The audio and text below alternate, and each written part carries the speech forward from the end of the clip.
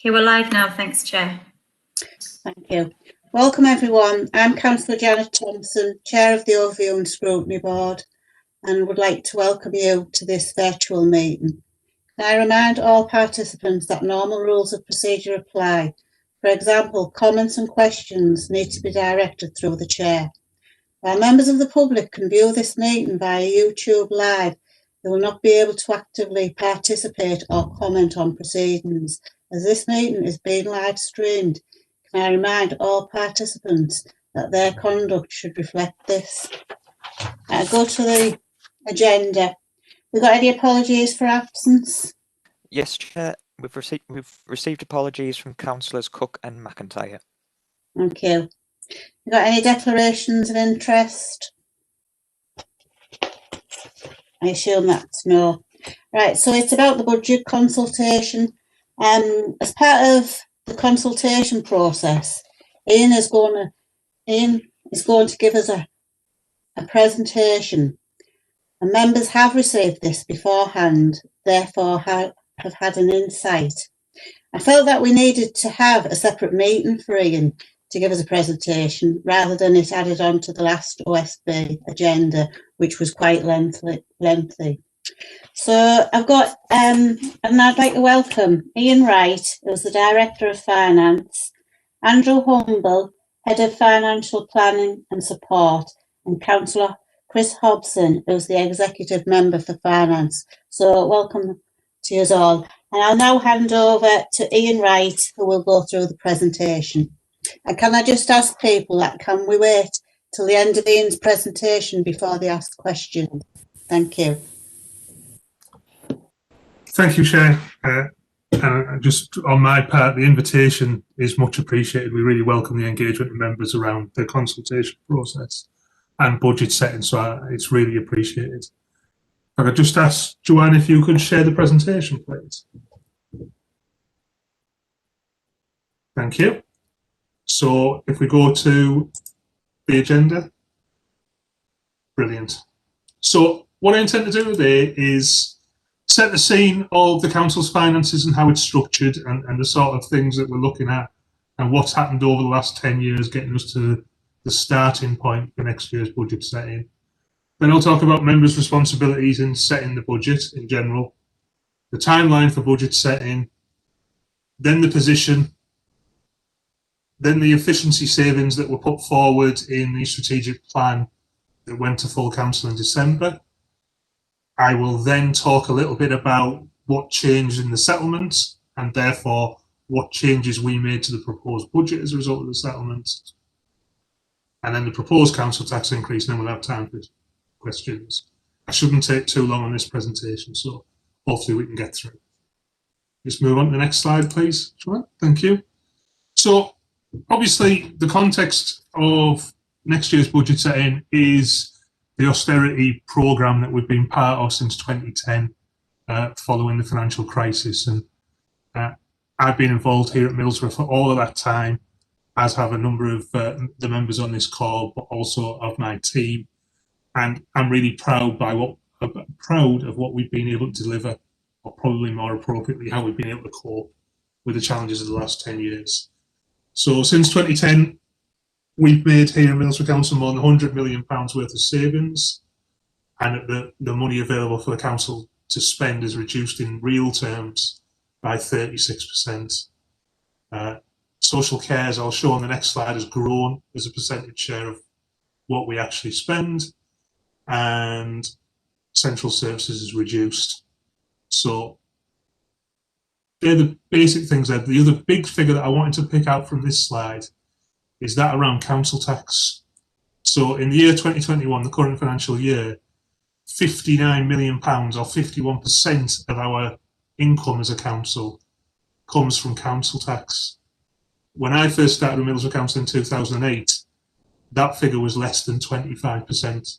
So we are raising a great deal more of our income locally and relying on that income, which is a good thing. That's come about partly because of council tax increases and also because of the reduction in overall expenditure. So that percentage has increased dramatically, meaning that we are much more locally funded than we were 10 years ago. You just move on, please, Joe.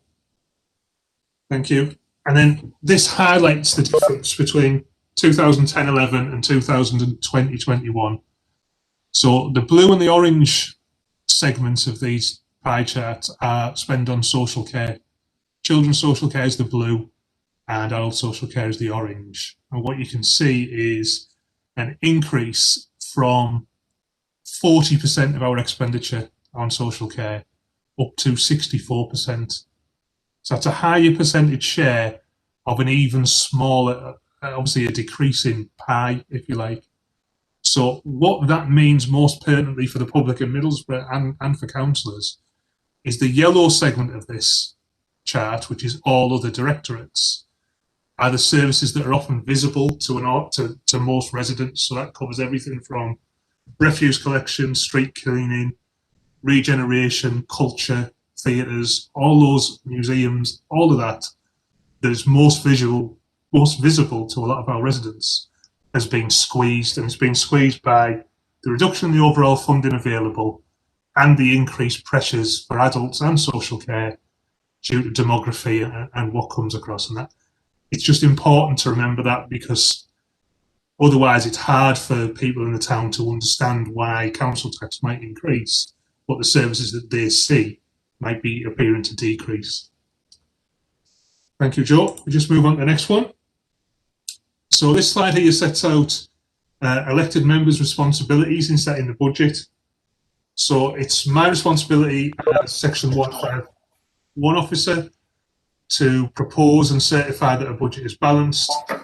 In summary, it's the responsibility of all elected members to work positively towards setting a balanced budget. The council has a legal responsibility to set a balanced budget, and that's not something that's optional for us.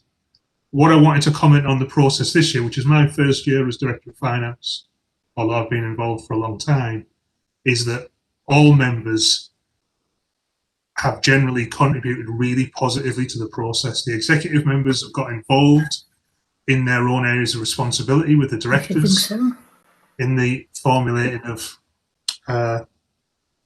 savings proposals and the testing of them, and they're working out what's acceptable and what isn't. And we've met with political groups, they've all engaged, and also individual members have been in touch with me and engaged. So I would like to thank members for their contribution to date, and also, as I said, for the invite here today for the further chance to talk about what we're doing. So this is just setting out what we need to do, but I think we're on a good track so far. Thank you, Joe. And then the timeline that we're working to. So the legal cut-off point is the 11th of March that we need to set a budget by. We're currently, if you look on this slide, in the consultation phase, which closes on the 31st of January. To date, we've already had over 300 responses from the public to our budget consultation and our strategic priorities consultation. So they will be factored in along with feedback from this OSB and also from other member avenues. We will consider that. We then take the budget report to executive on the 16th of February for endorsement, and then on to council on the 24th of February, hopefully for approval. We have a holding date for a further potential council meeting on the 5th of March in case there are problems with approval on the 24th of February. So that is what we're aiming at in terms of timetable. So now, the estimated budget gap, and obviously what I want to stress here is we're not in normal times. We know that the lockdown's been announced by the Prime Minister to be extended already today, and COVID and the problems associated with that have left us in a state of uncertainty in terms of what we're doing and what we will be doing next year, which is obviously reflected in our ability to plan what our expenditure will be, and therefore we need the budget to be balanced. So that is different circumstances we've ever had before. I've said previously in meetings, including the OSB, that I think in general from Middlesbrough Council's perspective, central government and particularly the Ministry of Housing, Communities and Local Government has listened to us and listened to the sector and has provided emergency funding for us reacting to the situation as it's been ongoing in the current financial year. And I would thank them for that, and certainly for their open attitude to communication, which has been really useful.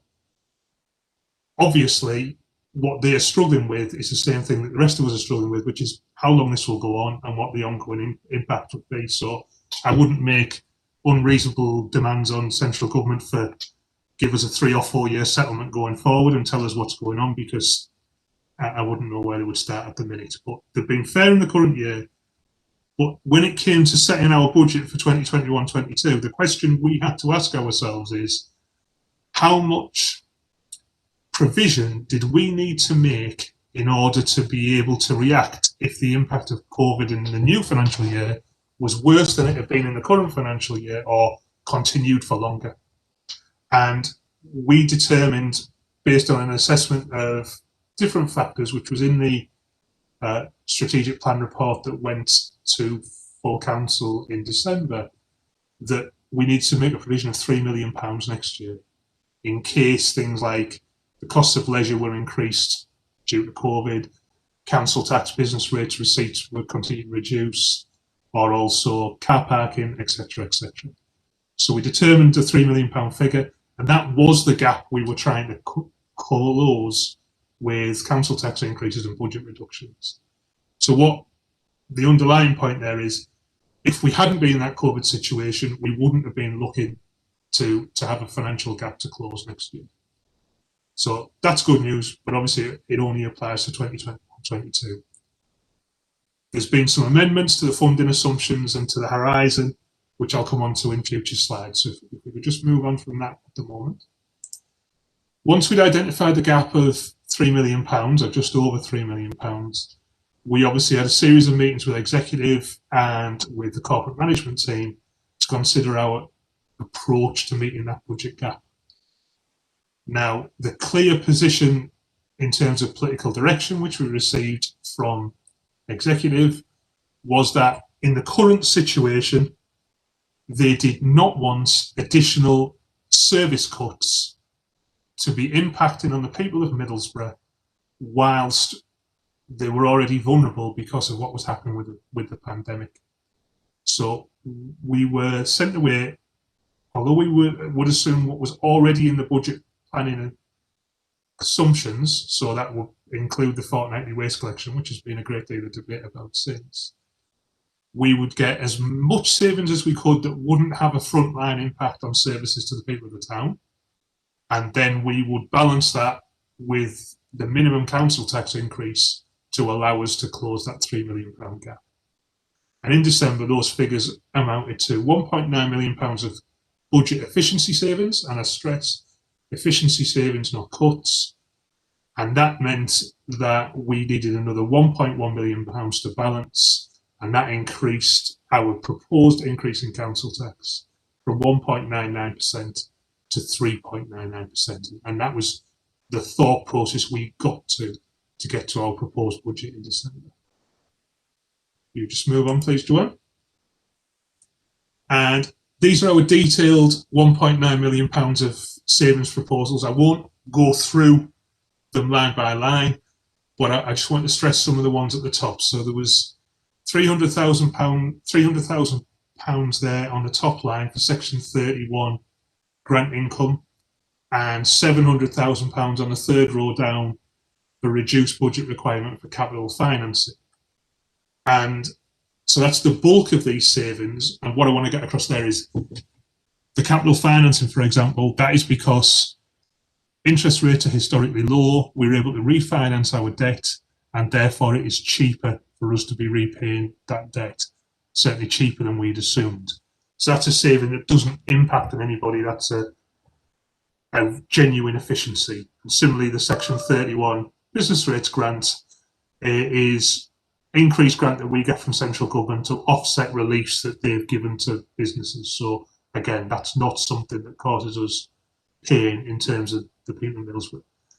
Also the other key point here is, although there are staff reductions in some of these savings proposals, none of these represent compulsory redundancies or people already in post. So they are vacant posts that we'll delete from the structure and not recruit to going forward. So nobody's job's at risk of because of any of the savings proposals in this actual slide. Thank you, Joanne.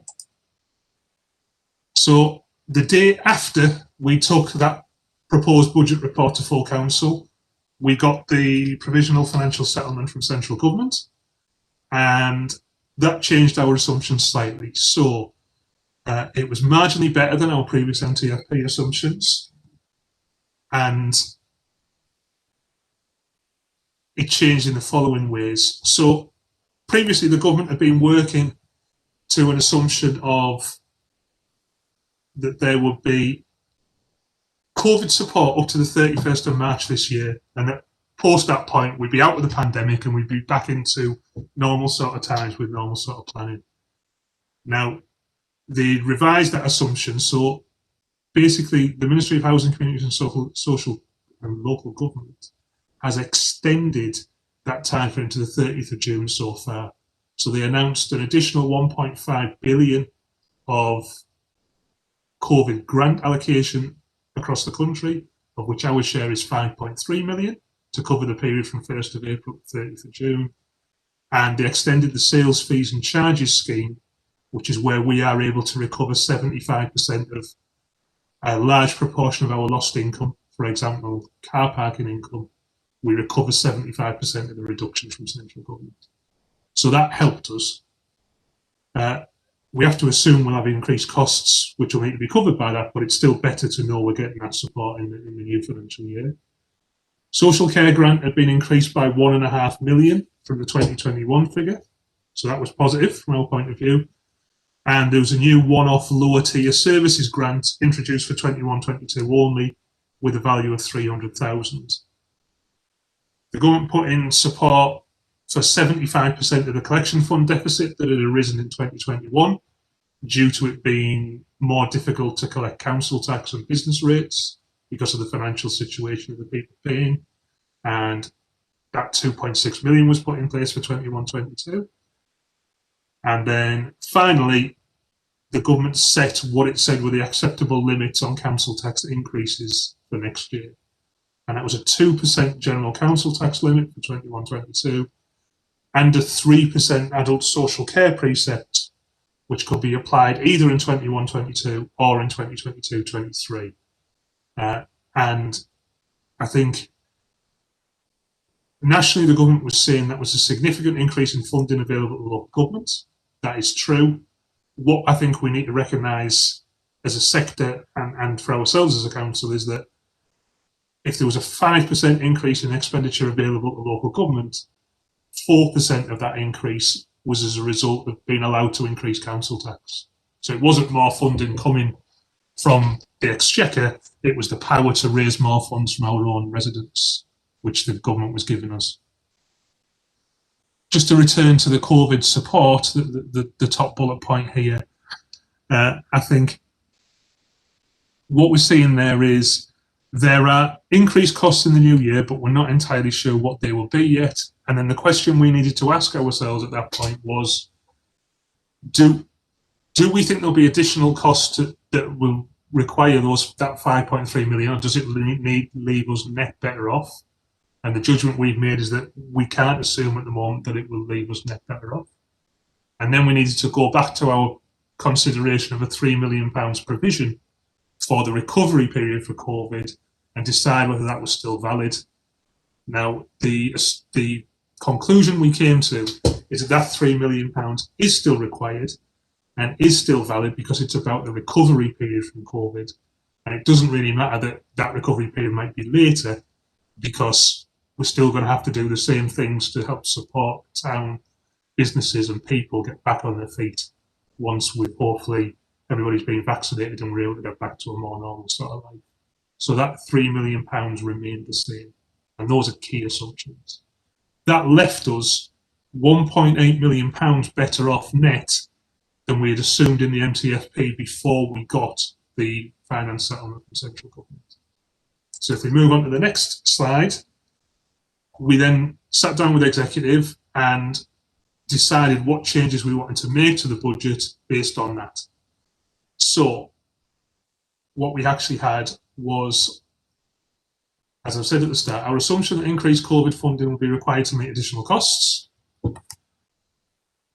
Due to feedback in the consultation and the nature of where we were at, it was decided to cancel the proposed move to fortnightly refuse collections. That has a net cost to us of £396,000, so I needed to build that back into the budget. The saving taken in the earlier slide from the capital finances budget of 700,000, we reviewed that for two reasons. One was because of capital receipts. So a lot of our capital spending is funded by capital receipts, and we have a concern that due to the pandemic, some of those receipts will be reduced or be received later. So we need to cover that gap. And secondly, as per the recent consideration at Health and Safety Committee and Corporate Affairs and Audit Committee of the Transport and Bridge whistleblowing report, and looking into the wider council assets portfolio, we determined that it's necessary to create a capital budget to ensure that proper maintenance is taking place on the council's portfolio assets so that they don't get into a state of disrepair.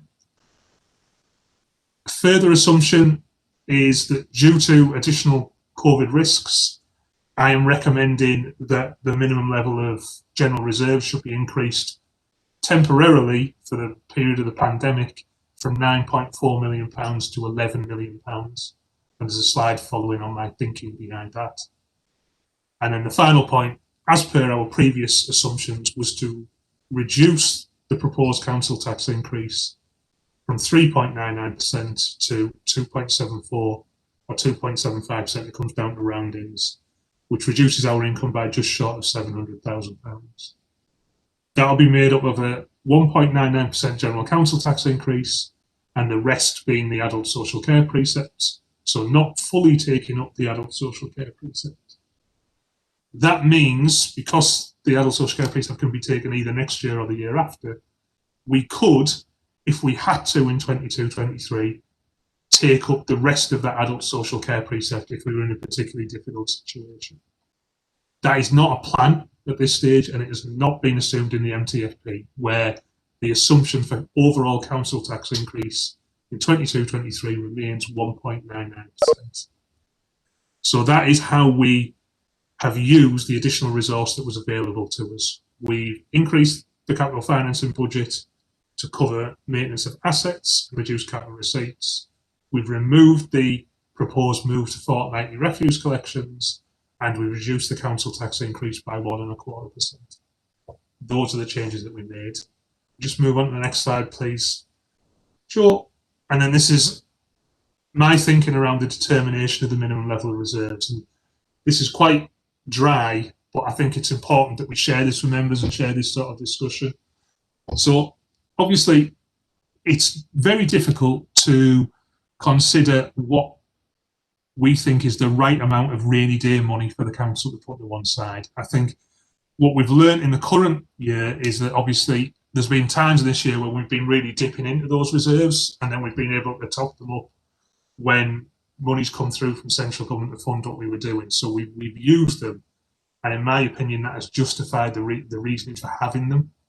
So if you think that our net budget is something like £116.5 million, so we are considerably less than 10% in terms of our safety net, and that's where we're at. So what we do here is we apply the sort of factors that sit further Chartered Institute of Public Finance accountancy sets out that we should consider, and then what I do here is set a range. So on inflation, we provide in case inflation ends up 1 or 2% above what we've currently done, and that gives us a range of 1.8 to 3.6 million. Demand-led pressures in mainly adults and children's social care. What would be a realistic upturn in demand in the next year? Somewhere between 2 and 4 million. Obviously here in Middlesbrough, our demand-led pressures tend to focus more on children's social care rather than adult social care, but we provide in case that happens. Efficiency savings. If we weren't to make the savings that we're balancing this year's budget on, we need to put some money aside in case that doesn't happen, between 100 and 300,000. Local government finances, uncertainty in case in future years the amount of money we get from central government decreases dramatically, make a provision for that.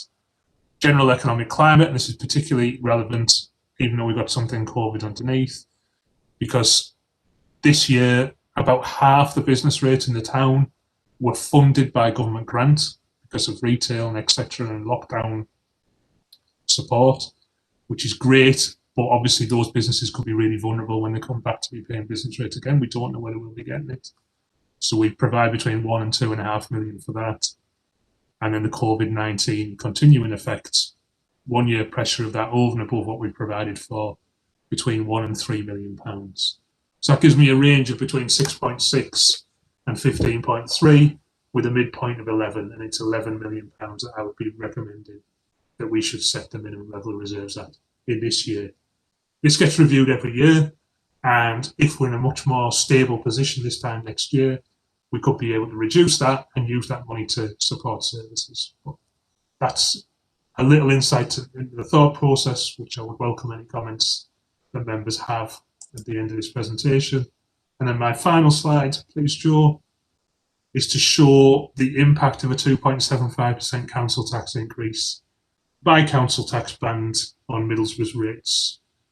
So if we look there on band A, it's an increase from £1,140 a year to £1,171 a year, which is an increase of about 60 pence per week. And on band D, it's about 90 pence per week, an increase of 1,000 to 1,757 from this year's figure of 1,710. That's the Middlesbrough Council element only, excluding parishes, the fire precept and the police precept, which gets set by them. Just another note to explain the council tax base here in Middlesbrough. Obviously, the majority of properties here in Middlesbrough are band A, and the overwhelming majority are band A and band B. So most people are towards the lower two bands there in terms of what they pay, and that affects how much money we get from council tax. And also, less than half of the council tax pays in Middlesbrough pay the full amount of council tax. So more than half are eligible for discounts. That's not about non-paying, that's about being eligible for the wide range of discounts from single person, local council tax support, or disabled reductions, etc. So that's the sort of structure that we deal with here in Middlesbrough. So thank you very much for your time, and thank you for listening. And I can open it up to any questions that members have. Thank you, Chair. Thank you, Ian, for your very detailed and very comprehensive presentation. It was much appreciated. Before I go to questions, can I just ask if Andrew or Councillor Hobson wants to add anything to that? No, I want to know nothing that Ian's obviously said everything I've wanted to, so that's fine for me. Thank you very much. Thank you, Andrew.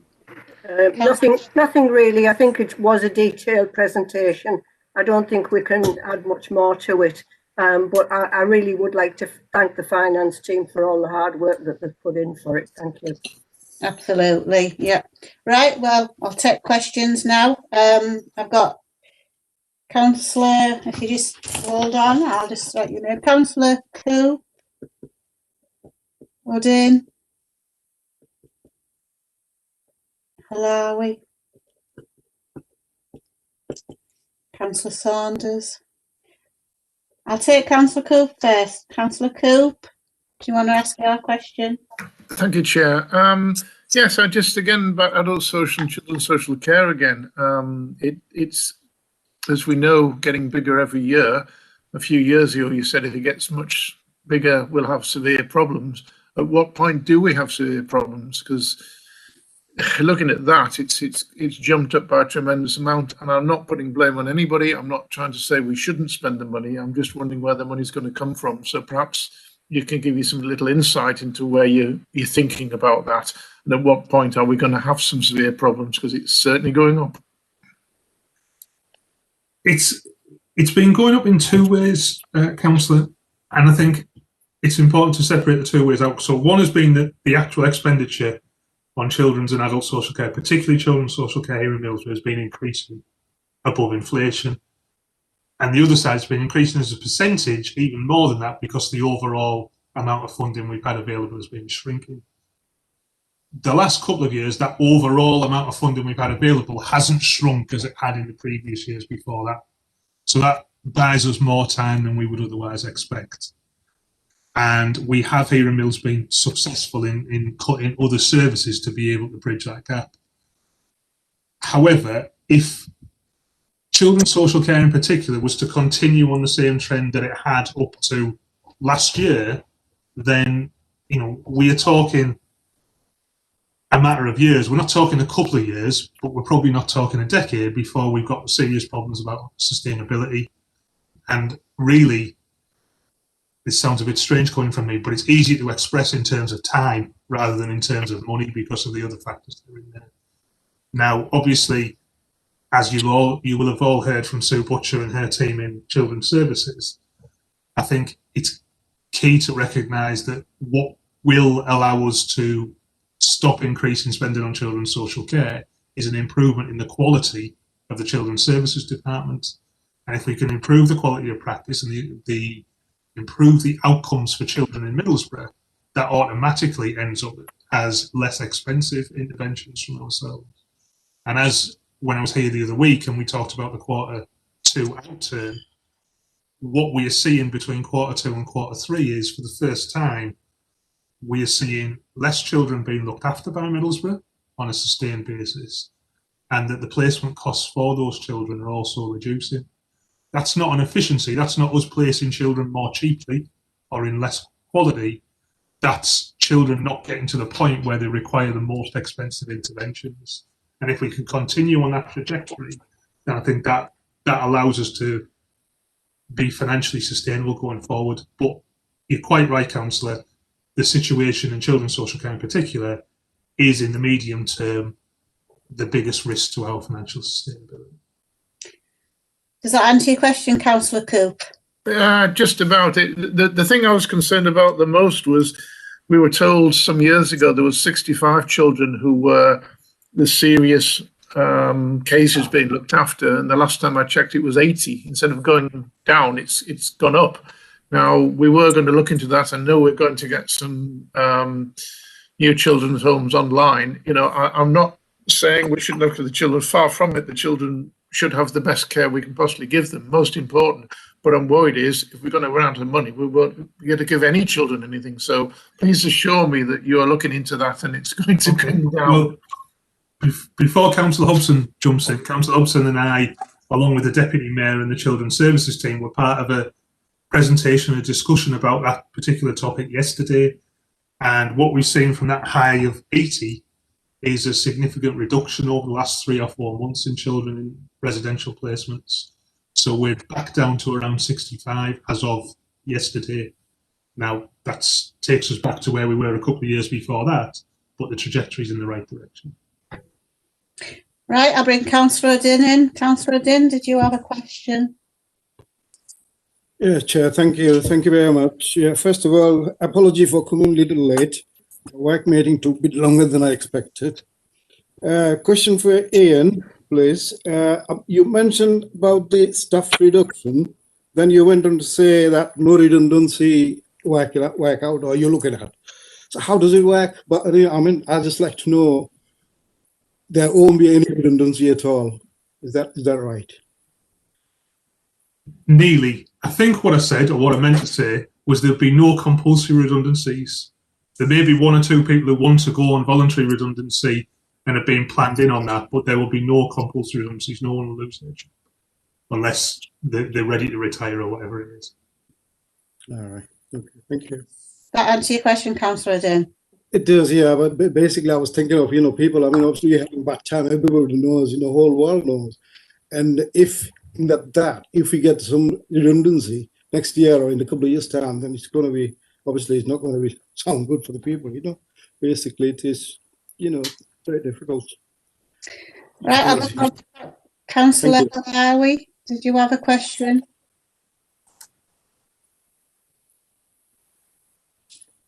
Need to unmute, Councillor Halawi.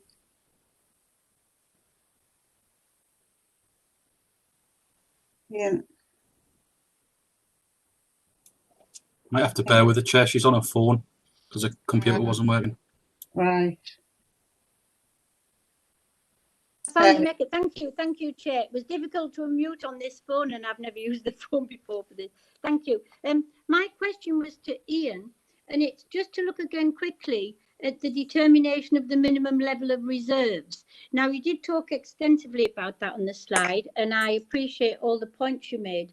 But you did talk about a range that could be. I think it started at the top end of something like 15 million. And you seem to go for the mid-range, which is 11 million. Now, that would seem a prudent thing to do, and sort of an obvious thing to do, to go for the mid-range. But is that really the best thing to do, given that we're talking about a minimal level of reserve and that we're in a very challenging situation moving forward with COVID and all the other challenges that brings? And in terms of comparability with other local authorities, is that what you do? You go for the middle of the range? Is that how it operates always? I think it's not how it operates always, because different authorities will take different approaches to this. So some authorities might take an approach where instead of having a minimum level of general reserves like this, they will create specific reserves for certain lines in it, and then that would give a figure for that. The reason for using the midpoint is not so much that we think that all of those things would happen and we'd end up in the middle. It's that we don't think that all of the things would happen in the same year.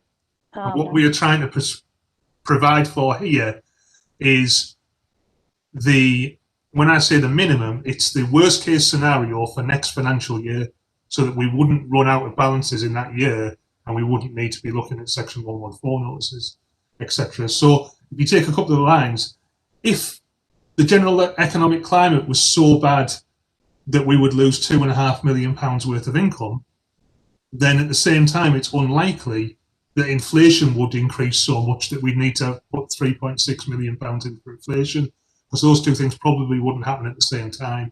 So I appreciate that the midpoint might seem a little bit facile, but there is some thinking behind that, and that's where we're at on it. And obviously, there's a judgment call here, and I might feel more secure if I was at 15.3 million, but we'd have to cut another £4.3 million worth of services or put council tax up by more than that amount in order to make me feel comfortable. And what I'm saying to you, because at the end of the day, this particular one is my professional judgment, 11 million feels right to me in the current situation. Thank you. That answer your question, Councillor Halawi? Yeah, I'm reassured now. I thought it was Ian's professional judgment, but it's good to know that there's a bit of diverse thinking there as well. Thank you for that. Thanks. All right, bring in Councillor Saunders. Councillor Saunders, do you have a question? Yeah, thanks, Chair. Yeah, it could be to Ian or Councillor Hobson. It's regarding the council tax. Could you give me the figures of the actual arrears in the town at the minute, please? Councillor Hobson, do you want to answer that question? I haven't got the total figures of you, Ian. I haven't got the total figures with me at the moment, but I can get those figures and share them with OSB. Yeah. Obviously, they could be quite significant and going back over a number of years. Also, what I would say on top of that is that non-payment is higher in 2021 than it ever has been in previous years, which we think is due to the pandemic. There's a number of reasons behind that. It's obviously. Can I just say that it is amongst all councils, it is higher this year than it has been because of COVID, because there are so many people that we couldn't afford to pay this year. So all councils are struggling. It's not just us, Councillor Saunders, but we will get that figure for you and send it to you. But it is higher than it has been. But we are still working really hard on this.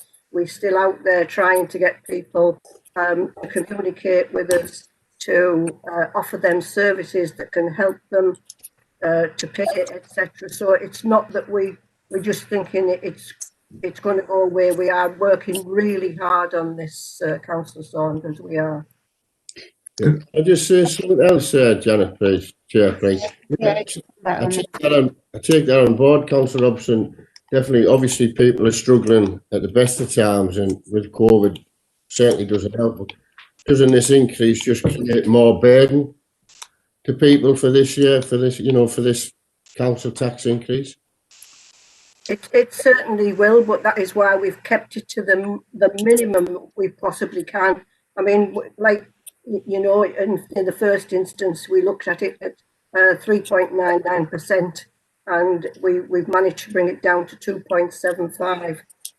Not a 0%, which would have been absolutely brilliant, but bringing it down a little bit just helps. But that helps right across the board, because this year, for the first time ever, we've had people in Martin and Nunthorpe who couldn't afford to pay the council or haven't paid the council tax. So the whole thing is that we really need to look at people right across the board as well, and try and do something for them all. So 2.75 is the best that we really could bring it down to.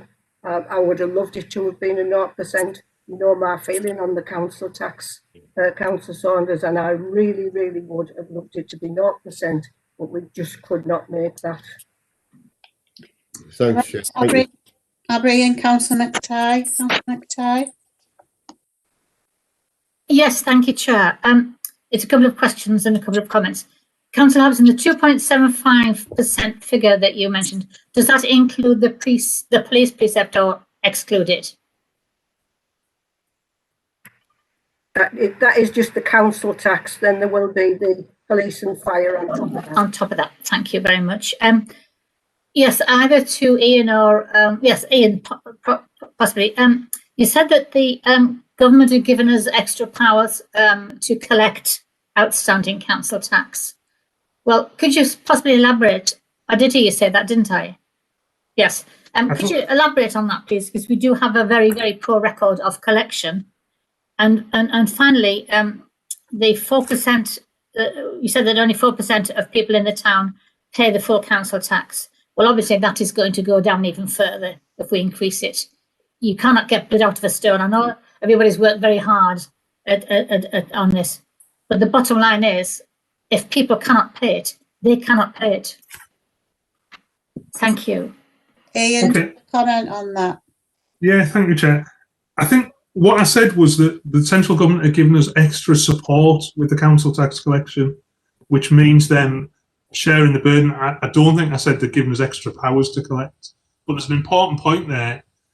Obviously, for the vast majority of the current financial year, the court system hasn't been open to pursue council tax debt. And just to share a statistic with OSB, in 2019-20, so in normal times, pre-COVID, 30% of council taxpayers in Middlesbrough didn't start paying until they received a court summons.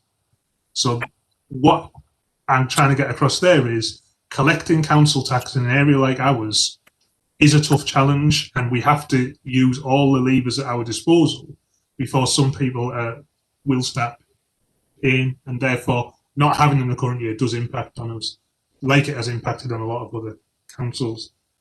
I take Councillor McTeague's point about the circumstances and less people being able to pay. So there is an increase in working age claimants for local council tax support because of their circumstances in the current year.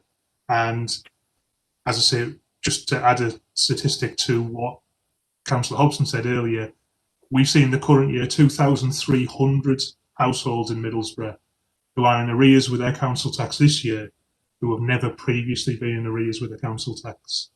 Now, they're not all eligible for benefit, etc., but clearly they're in reduced financial circumstances than they have been in previous years. So there is an impact for that, and we have factored in the budget setting for a lower council tax collection rate than in previous years, because we expect that to impact. Does that answer your question, Councillor McTighe? Yes, thank you. Thank you. Right, Councillor Story, I think you've got one. Thanks, Jay. I've got two things I want to ask. One is about council tax support, and I just wondered, Ian, how do we compare to other local authorities, neighbouring local authorities, in terms of the amount of people in Middlesbrough who claim council tax support, and have we seen that figure increase due to the economic impact of COVID? And if so, are we doing anything as a council to encourage people to make sure they're getting their entitlements, to make sure that they are supported if they are struggling with the council tax? Okay, thank you, Councillor. The base for our level of council tax support claimants is one of the highest in the country. So we were starting from a very high base of people eligible for local council tax support. What we have seen over COVID is a smaller increase in those than authorities with a lower base. So authorities that had less people to start with have seen a more significant percentage increase in claimants rather than ours. And that seems consistent with neighbouring authorities when we look at circumstances. We haven't been impacted as much. We have had an increase in working age claimants, as I said earlier, but we have had a decrease in pensioner claimants at the same time. So the net increase here in Middlesbrough is a couple of percent, whereas if you went to places like the core cities, that could be 10, 12, 15%. And I think the national average is between 8 and 9% increase in LCTS claimants. Okay. In answer to your second question, sorry, I was just on the second question. Sorry. Obviously, with our new stop the knock policy, which we are implementing, even though there's significant pressures on the revenues and benefits staff around COVID support and business support, one of the things is we are doing that. We're making sure that people get advice and supported to get all the support that they can. And LCTS is a key one for that. And when we've been doing other things, such as free school meal support, etc., we've always had that as part of the tick box to try and make sure that people are able to claim what they're able to claim. And just a second thing, Chair, just a more general point.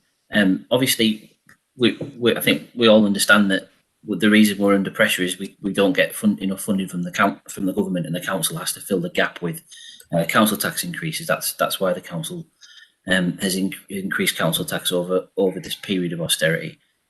What I wanted to check about where we are now is obviously this year the settlement's been slightly better, and we have seen fortnightly bin collections removed from the budget, and we've seen the council tax increase reduced. And I think I probably already know the answer to this, but I just want to be absolutely clear. Is it your view as the finance officer that is a sensible use of that essentially that windfall that we've received to put that money into taking fortnightly bins out and reducing that increase in council tax, and it won't put us under further pressure in future years, the fact that we've essentially used that windfall to spend that money rather than hold it back or put some in reserves or other things? Are you confident that won't put us under further pressure in future years? Yeah, thank you, Councillor. It's a really important point, and I think yes is the answer.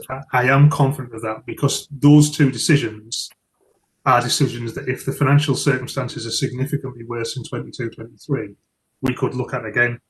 We could move to fortnightly collections if we had to. There's no plans in the MTFP to do so, but we've decided not to do it. We've not decided to never do it, because we can't make that decision at this point. And on the council tax reduction from the reduction in the increase from 3.99% to 2.75%, because, as I said earlier in the slides, when we use the adult social care precept, we could put that on the following year if we had to. Now, the key uncertainty in the MTFP is around what the level of financial support from central government will be in future years. Now, we don't know that. I've made an assumption that it will stay on a cash basis the same as it is next year, but it would be really unreasonable to expect the government to be able to tell us that at this point in time. So I'm trying to make a prudent assumption so we don't, as an organisation, make cuts that then turn out not to need to be cut, if you see what I mean, and an impact on people's services where it turns out not to be necessary. So I think that's a prudent judgment, and I'm comfortable with what we've done this year with that additional money for next year, because there's nothing that we can't look at again if we get into more serious financial circumstances. Does that answer the question, Councillor Starry?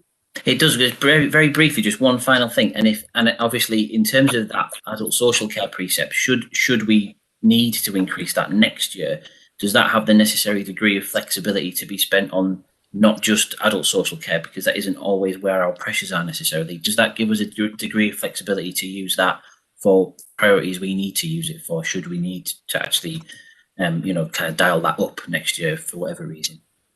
Okay. Obviously, the medium-term financial plan assumes increased costs in adult social care anyway, which at the moment are assumed from general resources. So the big driver of increased cost in adult social care at the moment is the national living wage. The government has been increasing the national living wage by more than inflation for a number of years. A large proportion of staff in the private care sector who we commission with are on the national living wage. So if their wages go up by 5%, that's reflected in the bills we pay for residential care, domiciliary care, etc. So those increases are assumed in the MTFP. Therefore, there is additional cost in adult social care that we can badge to the precept, so we are able to use that to close the budget gap in future years. Yeah, thanks, Chair. Got any more questions? I'd like to welcome the Mayor, Andy Preston, and give you the opportunity if you want to say anything, Andy. Thank you, Janet. Yeah, thank you. I won't say much, just thank you to Ian and that whole team. Great presentation, lots of detail, and I can tell by everyone's reaction that the detail was there to give people all the info they needed to ask intelligent questions, but it wasn't so long-winded that nobody could cut through it. So great. I think we're in decent shape. I think that this dreadful crisis is going to linger a bit longer than we thought, but I think we are going to be in better shape than we feared. And thank you to Ian and all of the senior officers and all the officers, in fact, for helping make that possible. Absolutely, and I second what Andy said. So yeah, thank you for coming today and giving us that excellent presentation and taking questions to the full team, to all of you. So thank you very much. You're welcome to stay, but if you want to go, please feel free. Thank you, Chair. Thank you. Thanks. Bye-bye. Thank you. We've gone onto the agenda. Any other urgent items? I don't have any other urgent items. I don't know whether anybody else has. Councillor Mawson, did you want to raise something? Yes, Chair. Thank you, Chair. I just had suggest that the OSB send their best wishes to Councillor McIntyre and to his speed recovery. He is quite ill. Thank you. Absolutely, that's a good point, Councillor Mawson. Thank you for that, and I'm sure we will do that. So, if you have been watching proceedings on YouTube, I hope you have been able to get an insight into how Scrutiny works and the importance of this board. So, thank you for watching, everybody. Councillor McTighe, did you want to come in? Yes, sorry. I wonder if it's, Chris, Councillor Hobson, or somebody can bring something back to the next OSB video, or perhaps send it in an email. What figure are we in debt to the tune of at the moment? How many millions do we owe, right, left and centre, whatever? A cumulative figure. Would that be possible, please? Or unless you have it in your head now. Anybody? I don't. Yeah, I'll take on board what you've said, and I'm sure we'll pass that on. Thank you. You're looking for a total figure of what we owe at the moment. Yeah, I'll take that on board, Councillor McTighe, and I'll come back to you. Thank you. I do apologise, Councillor Hobson. I didn't realise you were still in the meeting. But thank you for that. So thank you, everybody, and for your attendance and your contribution. This was much appreciated. And particularly thank you to Democratic Services staff who played an important role in today's meeting. And goodbye, everybody. Bye, everybody. Take care. Bye. Goodbye. Thanks.